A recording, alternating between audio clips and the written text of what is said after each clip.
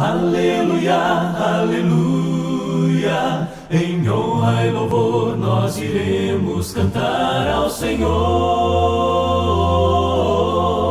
Bom dia a todos, é muito bom. Olha, nas últimas semanas nós temos estudado sobre a iniciativa divina. Tudo começa com Deus. É por iniciativa dele, é pela vontade dele, é pela determinação do soberano criador deste universo. E você pode ver aqui na gráfica, ultimamente eu não tenho usado, nas últimas semanas, não tenho usado nenhum tipo de material, nenhum tipo de esboço. Sei que Giovanni é craque nisso, eu preciso aprender dele, viu?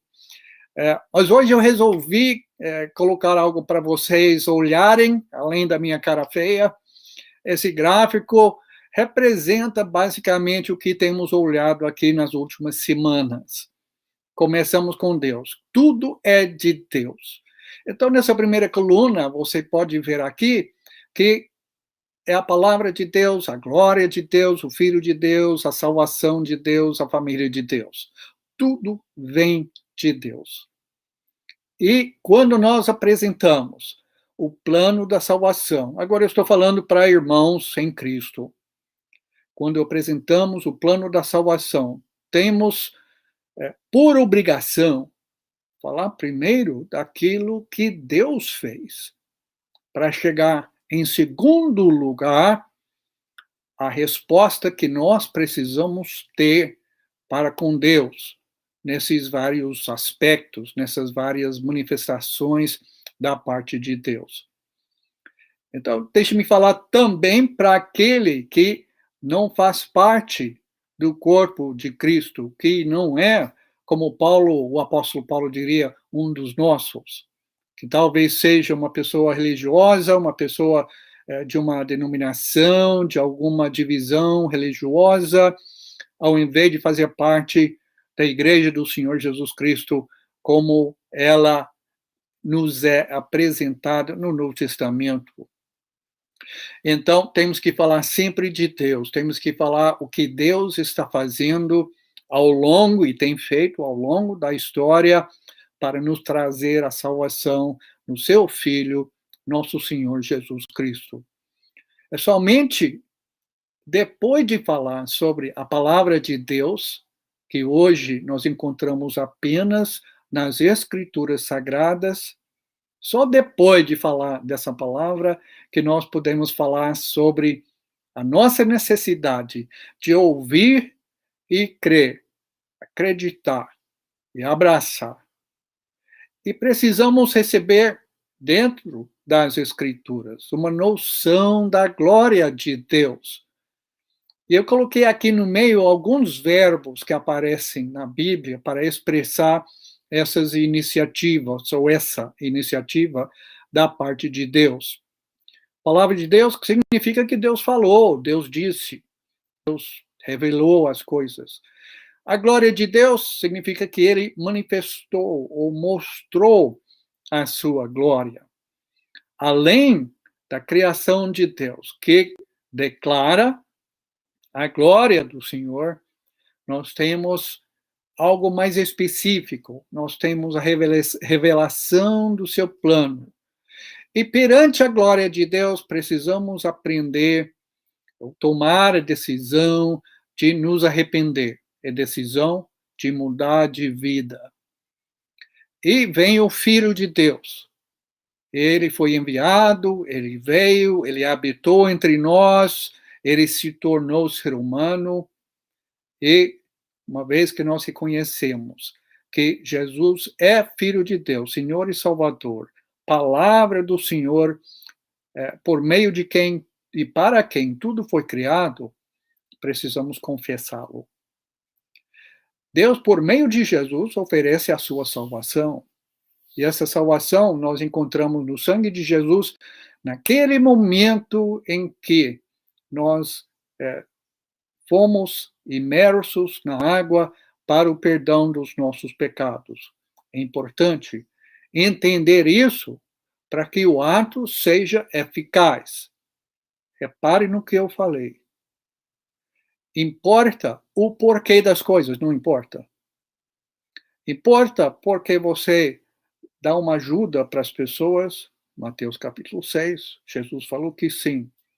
Importa porque nós fazemos oração, Mateus 6, Jesus falou que sim. Então, importa também o motivo por que nós vamos ser imersos na água. Se nós não entendemos o porquê do ato, aquele ato não tem como ser eficaz em nosso caso. E depois de entrarmos no reino de Deus, de recebermos o perdão dos pecados, nós ainda temos a família de Deus. Deus nos gerou, nos regenerou, nos adotou. Às vezes vai usar uma outra figura para falar da nossa filiação, de sermos filhos de Deus. E dentro dessa família, nós aprendemos a servir. Agora, hoje, eu quero começar um tipo de complemento a esse material. Nós já vimos tudo isso.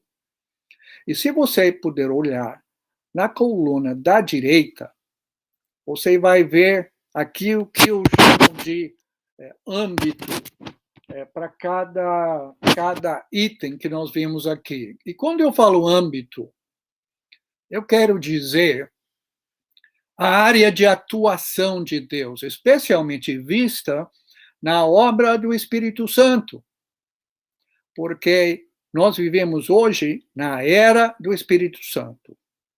A antiga aliança era a era de Deus. Jesus veio na Terra, era aquele período em que nós vimos o Filho. Depois que ele foi embora, voltou para o céu, ele enviou o seu Espírito Santo para guiar a igreja. Então, nós vivemos hoje na era do Espírito Santo. E nessa coluna, eu gostaria de ressaltar, entre outras coisas, a obra do Espírito de Deus. Então, nós vamos ver nessa coluna, nesses pontos, algumas verdades bem abrangentes, importantes, que são entre as coisas mais importantes da Boa Nova de Cristo. Provavelmente hoje nós não vamos conseguir passar além dessa questão da revelação. Lembra que nós falamos sobre a palavra de Deus, é a iniciativa de Deus. Deus tomou o primeiro passo. Se não fosse por isso, nós viveríamos até hoje na ignorância. E a ignorância não é apenas uma falta de conhecimento. A ignorância é uma decisão do ser humano de rejeitar o conhecimento de Deus. Em Romanos capítulo 1, Paulo diz que Deus fala algumas coisas assim pela criação. Nós podemos ver o seu grande poder, nós podemos ver como Deus é um Deus ordeiro, as coisas funcionam perfeitamente dentro do universo, mas aquele conhecimento é limitado. Mesmo sendo um conhecimento limitado, Paulo diz que até aquele conhecimento de saber, olhando para a criação, que existe um só Criador que nos chama, que exige a nossa dedicação e a nossa adoração, até este conhecimento o ser humano tem rejeitado. Dê uma lida no primeiro capítulo de Romanos quanto a isso. Mais tarde, no capítulos 2 e 3 de Romanos, Paulo vai dizer que os gentios, os pagãos, eles têm uma consciência. E eles não têm a lei, mas a sua consciência, de acordo com o seu próprio conhecimento limitado, vai desculpando ou vai acusando ele. Então, isso mostra que ele está em posição de perdição. O homem está sem Deus e sem conhecimento. Por isso, Deus chegou e nos deu a sua palavra. Deus falou. O primeiro grande ato de Deus na história. Nós lemos em Gênesis 1, versículo 3. e disse Deus. E aí nós temos uma palavra de Deus, uma palavra poderosa, uma palavra criadora. Então nós queremos ver por alguns minutos aqui agora alguma coisa sobre a revelação de Deus. Deus se revela, Deus se mostra. Vai comigo nessa matéria aqui sobre a revelação de Deus.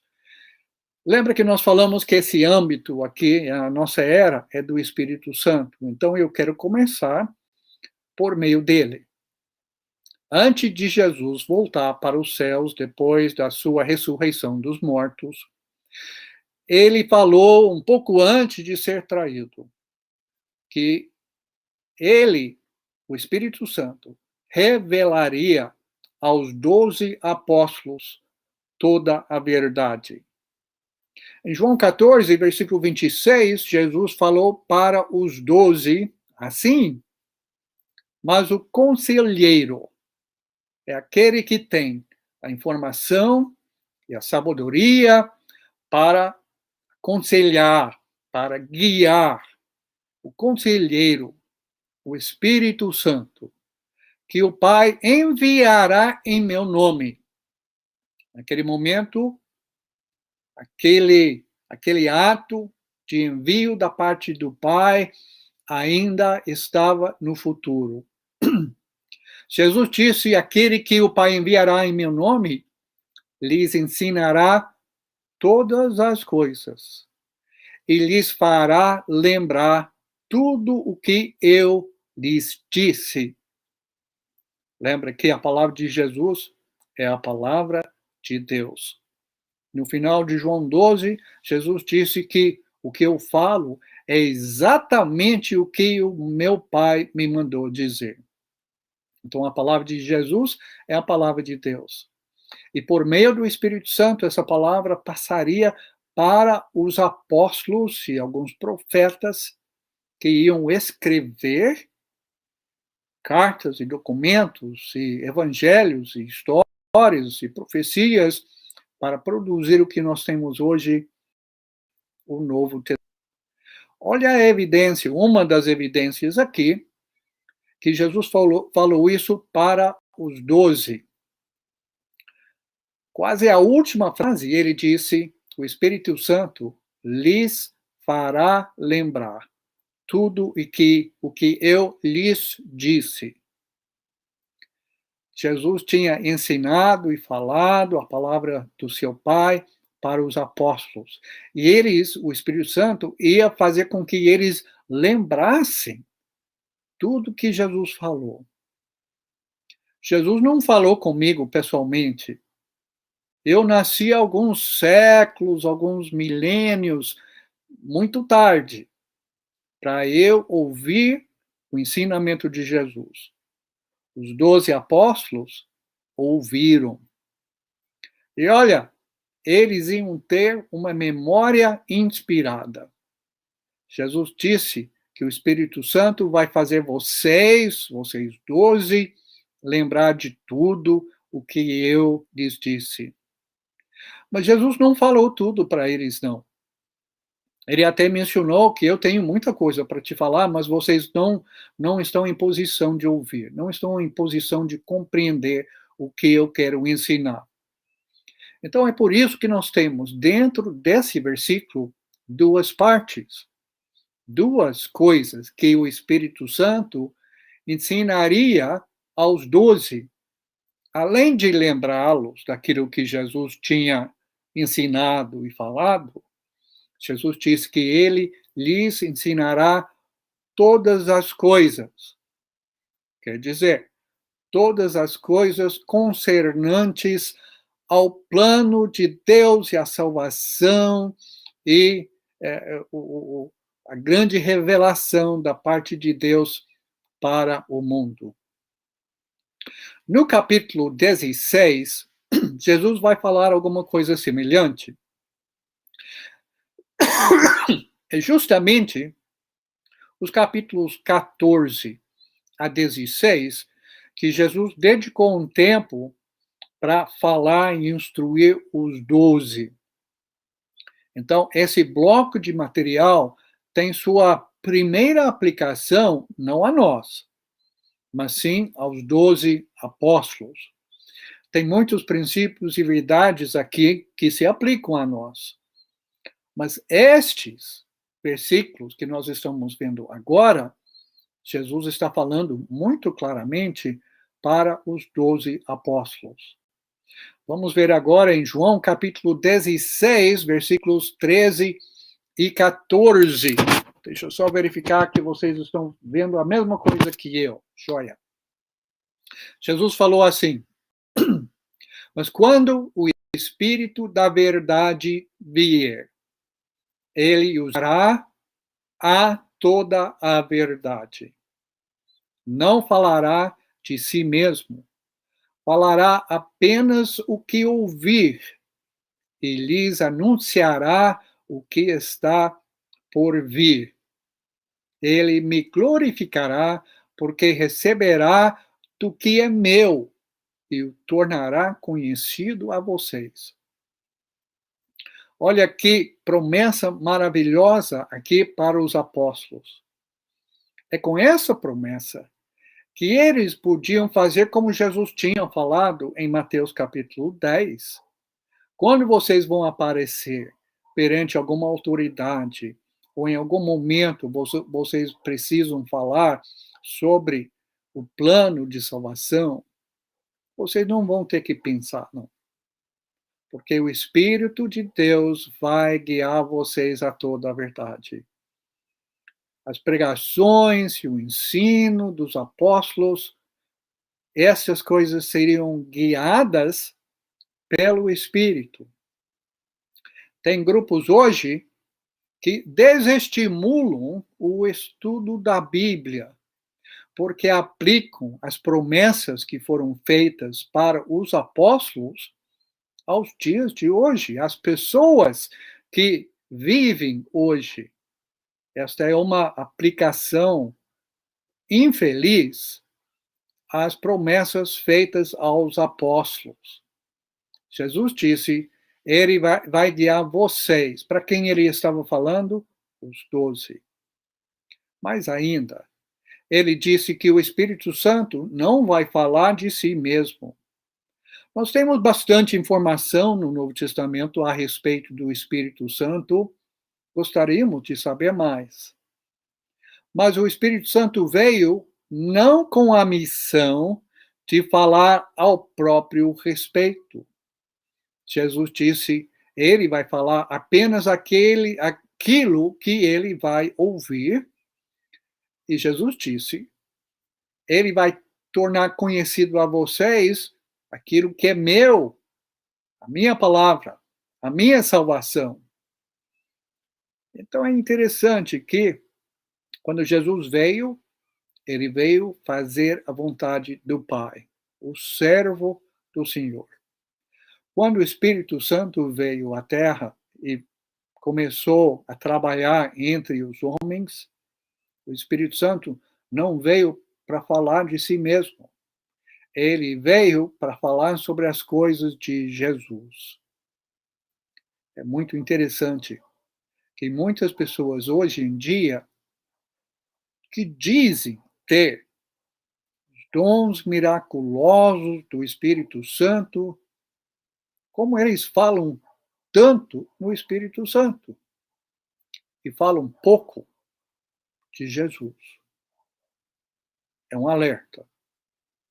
Então, o que nós estamos vendo aqui, nós estamos aqui no âmbito do Espírito Santo de revelação.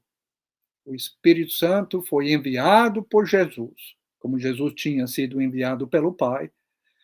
O Espírito Santo foi enviado por Jesus para revelar as verdades de Deus, a palavra do Senhor. Nós vemos isso nas duas cartas de Pedro. Ele escreveu a respeito da inspiração do Espírito Santo nas suas duas cartas. Interessante isso. Esse interesse de Pedro no papel revelador do Espírito Santo. ele não passa o tempo todo, ele não escreve as cartas todas sobre isso, só um parágrafozinho em todas as suas cartas, mas ele menciona. Na sua primeira carta, no primeiro capítulo, dos versículos de 10 a 12, olha o que Pedro vai falar. Aqui, se não me engano, eu coloquei na versão fácil de ler, para quebrar um pouco uma frase muito extensa. E até a NVI, que eu uso normalmente, gosto muito, a frase é muito extensa e podemos nos perder um pouco. Então, aqui, nesse formato de estudo, resolvi citar a versão fácil de ler. Pedro falou assim: os profetas falaram a respeito da graça que ia ser revelada a vocês. Olha o nosso termo chave aqui, revelada. Estamos falando da revelação de Deus por meio do Espírito Santo. Eles, os profetas, perguntaram e investigaram com muito cuidado sobre esta salvação.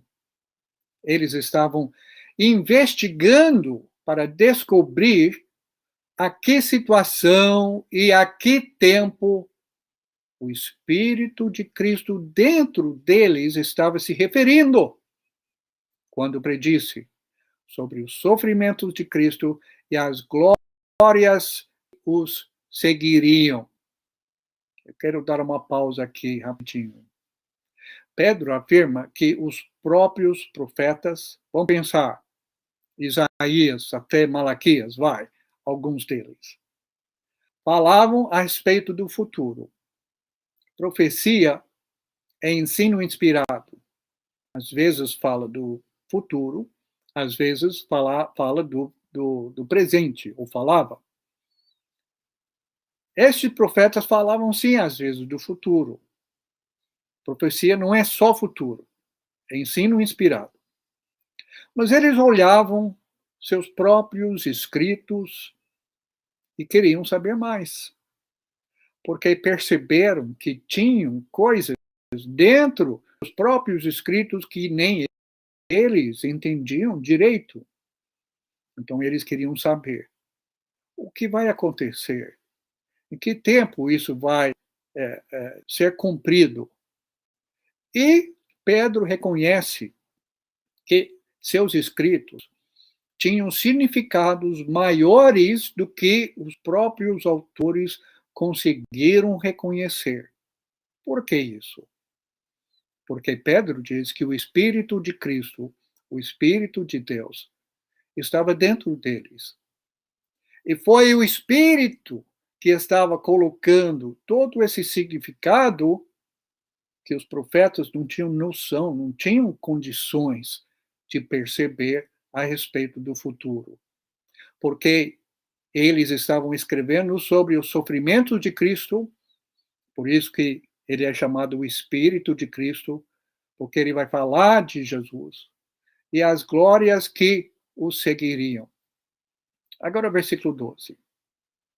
A eles foi revelado que não era a si mesmos que eles estavam servindo, mas a vocês. Meus leitores, Pedro está falando, mas a vocês.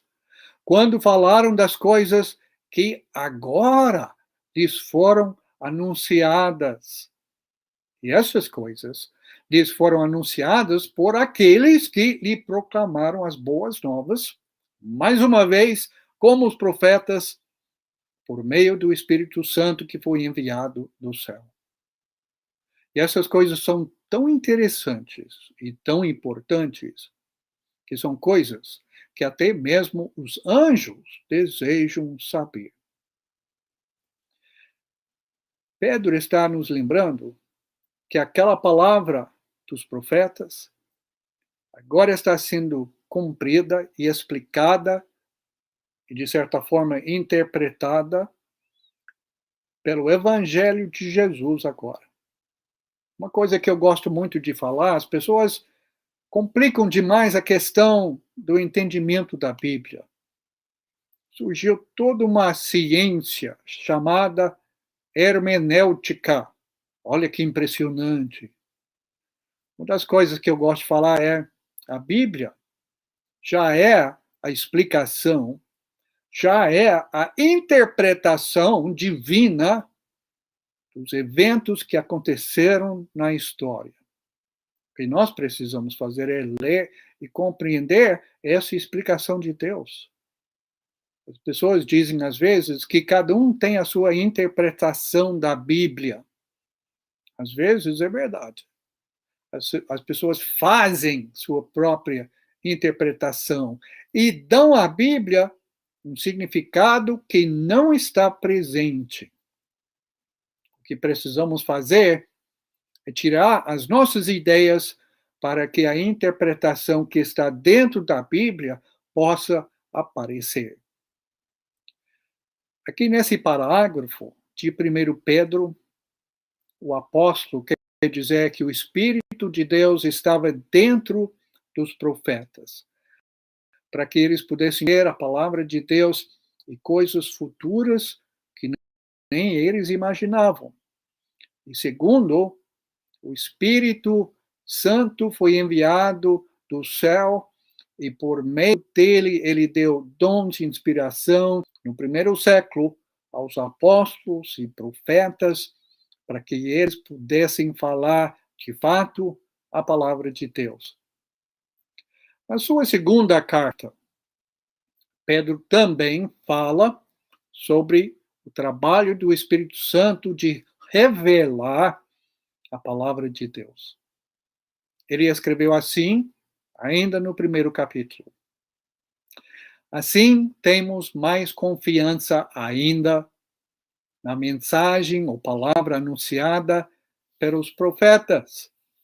Já tínhamos, mas com a informação que nós temos hoje, essa confiança foi confirmada e cresceu mais ainda. E vocês, os leitores, fazem bem em atendê-la, essa palavra, essa mensagem, pois ela é como a luz que brilha num lugar escuro até que o dia clareie e a estrela da manhã brilhe nos seus corações. Talvez uma referência a Jesus. Lendo a palavra de Deus, ela nos dá a luz. Salmo 119, versículo 105.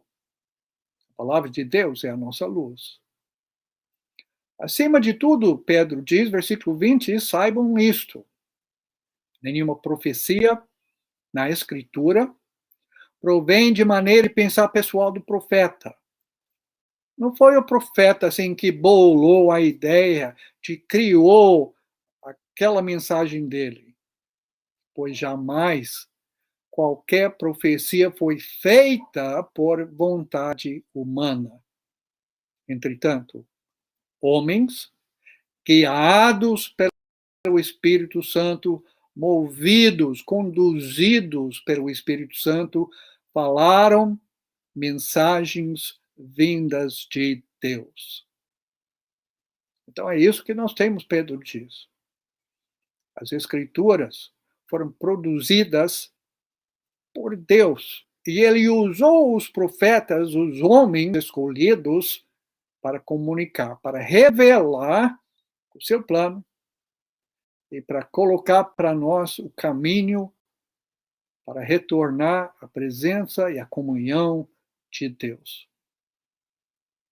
Uma ideia disso, eu gostei muito, eu acho que Mateus capítulo 22, isso não está nas notas aqui, onde os saduceus perguntaram a Jesus sobre aquela mulher, era uma história fictícia, aquela mulher que tinha 7 maridos, sem ter filho, em seguida, 7 maridos, e todos morreram. Eles queriam mostrar que a ideia da ressurreição era ridícula. Então perguntam no final para Jesus, e na ressurreição, ela vai ser esposa de qual deles? Primeiro Jesus diz, vocês estão tão errados porque vocês não sabem nada sobre a palavra de Deus.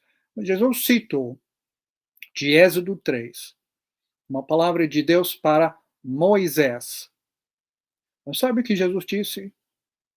Vocês nunca leram o que Deus disse a palavra de Êxodo, quando Jesus entendeu que aquela palavra, lá séculos, milênios atrás, foi também uma palavra de Deus para nós hoje. Foi por tudo isso que Paulo escreveu que as Escrituras vieram de Deus. Às vezes é nosso costume de chegar direto para o versículo 16 de 2 Timóteo, capítulo 3. Nunca devemos ler o versículo 16 sem ler o versículo 15 antes. Paulo falou assim a Timóteo: você também conhece as Escrituras Sagradas, as Sagradas Letras, desde a sua infância. E você sabe que elas podem dar a sabedoria que o levará à salvação por meio da fé em Cristo Jesus. Se você quer saber sobre o plano de Deus para salvar a humanidade e para salvar a minha alma, vai na Bíblia. Porque Paulo diz, versículo 16, toda a Escritura, inspirada por Deus, veio da boca de Deus. E por isso é útil para falar sobre a verdade, para repreender os pecadores, para corrigir as faltas e para ensinar a maneira certa de viver.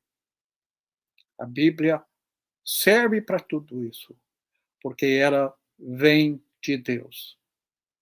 Agora, versículo 17. Paulo diz: e é fazendo uso dessa escritura que o servo de Deus ficará capacitado e bem preparado para fazer todo tipo de boa obra. A Bíblia tem tudo o que precisamos para a nossa salvação e para o nosso serviço no reino de Deus. Porque ela tem origem com Deus. Deus nos deu por meio do Espírito Santo. Número 2. Agora que nós olhamos sobre o Espírito Santo, que é Espírito revelador do plano de salvação de Deus, vamos voltar um pouco e ver essa questão que Deus é um Deus que fala. Ele é um ser comunicativo. Quando os antigos, o povo de Israel, apareceram perante Deus no Monte Sinai, depois de terem saído do Egito, eles ouviram a voz de Deus. Isso deu grande medo neles, eles mostraram bastante temor, e deveriam. Eles falaram alguma coisa interessante para Moisés, e Moisés lembra dos chefes das famílias de Israel a respeito dessa frase deles em Deuteronômio 5, versículo 24.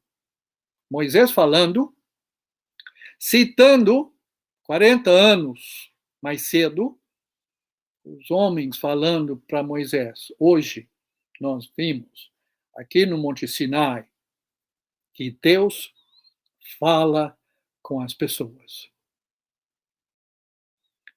Então, a Deus que ele fala conosco. Naquela época, Deus falou de muitas maneiras e para pessoas diferentes.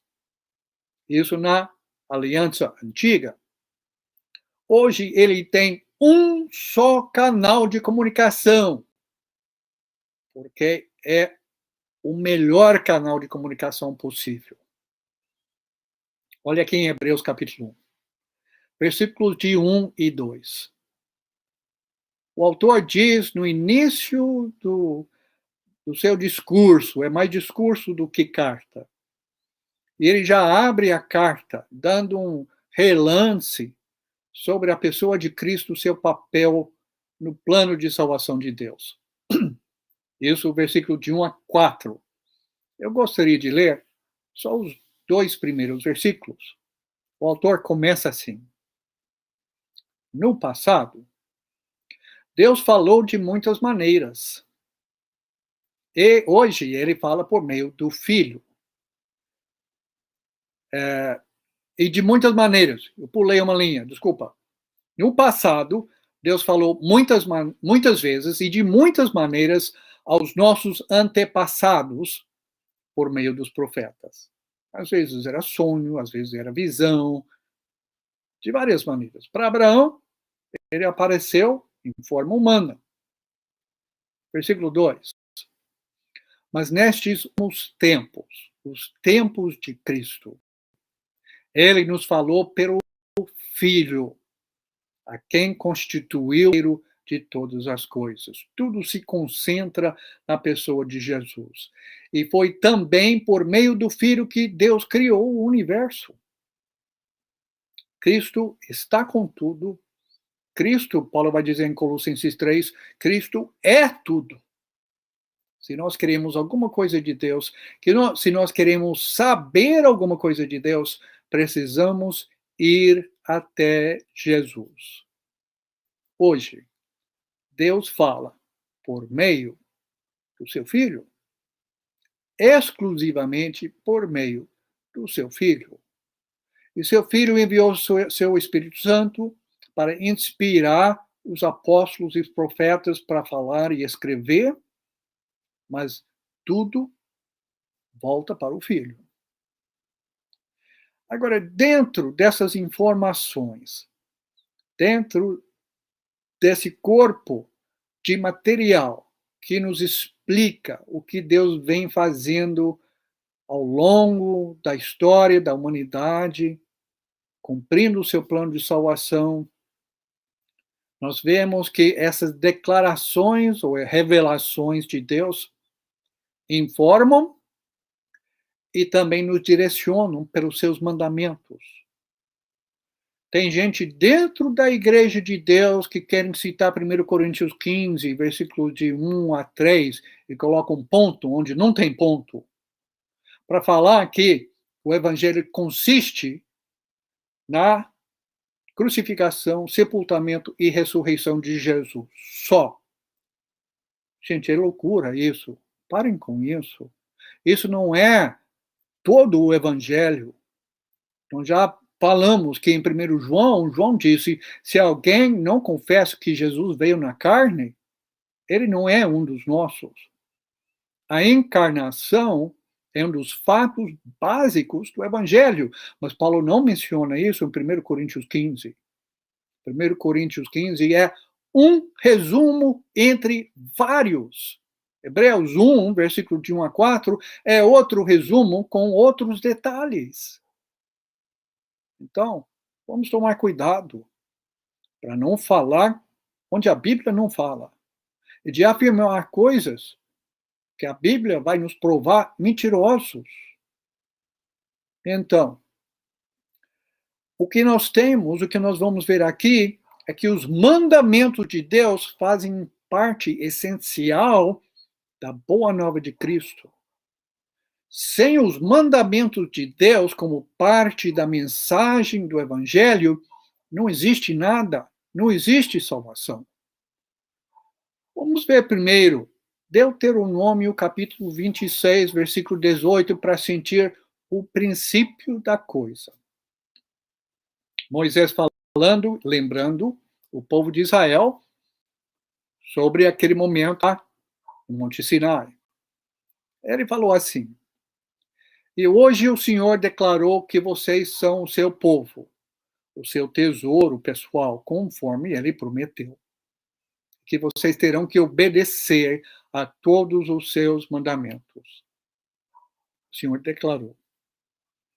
E além de declarar, além de salvar, além de redimir o povo lá da terra do Egito, parte da aliança, uma parte integrante da aliança, são os mandamentos. E esse princípio se aplica também à aliança de Cristo. Os mandamentos fazem parte da própria essência do que é o Evangelho de Cristo. Lembra Mateus capítulo 22? Jesus respondeu sobre os maiores mandamentos, amar a Deus e amar ao próximo. E olha como Jesus conclui essa sua palavra em Mateus 22, versículo 40. Toda a lei e tudo que foi escrito pelos profetas depende destes dois mandamentos. Esses dois mandamentos aplicam a nós hoje. Valem para nós os dois grandes mandamentos de amor a Deus e amor ao próximo. Aplicam sim. E essa palavra de Jesus aplica não somente à lei de Moisés, mas à lei que dá liberdade, como Tiago vai dizer. Tudo que é escrito, todo o plano de Deus para salvar o ser humano depende desses dois mandamentos. Em João 12, versículo 50, no final do capítulo, Jesus disse, falando do mandamento do seu Pai, ele falou assim, sei que o seu mandamento é a vida eterna. Portanto, o que eu digo é exatamente o que o Pai me mandou dizer. Jesus liga de uma forma íntima o mandamento de Deus e a vida eterna. É necessário obedecer ao mandamento de Deus para receber a vida eterna. E ele quer expressar essa proximidade entre as duas coisas usando um verbo de ligação, simples, mas forte. Em 1 Coríntios, capítulo 14, Paulo estava tentando corrigir muitos erros da igreja em Corinto. E olha o que ele falou em termos do abuso dos dons de milagres, de curas e de línguas lá na congregação em Corinto. Ele falou assim: se alguém se considera profeta ou tem um dom espiritual, deve reconhecer que o que estou escrevendo para vocês é um mandamento do Senhor. Não é coisa opcional. Muita gente diz hoje ter esses dons, mas eles não seguem nada daquilo que é encontrado em 1 Coríntios 14. Por que será? Agora, aceitar e obedecer ao mandamento revelado pelo Senhor é tão importante para o apóstolo que ele ainda acrescenta no próximo versículo 38. E eu vou citar aqui da Nova Tradução na linguagem de hoje. Mas se alguém não der atenção a isso, que ninguém dê atenção a essa pessoa. O termo original é ignorar. E os comentaristas geralmente concordam que Paulo está falando aqui, bota a pessoa para fora. Vocês não podem tolerar uma pessoa que não vai obedecer ao mandamento do Senhor. Mais uma passagem aqui, vamos terminar e ver o restante aqui na semana que vem, se Deus permitir. Em 2 Pedro, capítulo 3, versículo de 1 a 3, Pedro escreve sua última carta perto do final da sua vida para lembrar os cristãos a continuarem fiéis ao Evangelho. E ele escreve assim: queridos irmãos, queridos amigos, esta é a segunda carta que lhes escrevo. Em ambas eu tenho procurado despertar a mente pura de vocês por meio de lembranças. Nada de novidade aqui. Está voltando para as verdades de Cristo. Versículo 2. Eu quero que vocês se lembrem das palavras que os santos profetas falaram no passado. Provavelmente uma referência ao Antigo Testamento.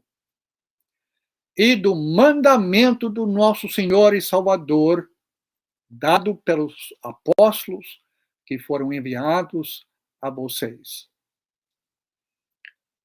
Como no final do primeiro capítulo de 2 Pedro, aqui também, Pedro acha tão importante, tão essencial a parte do evangelho que é mandamento, que ele expressa o todo, a mensagem inteira com a palavra mandamento.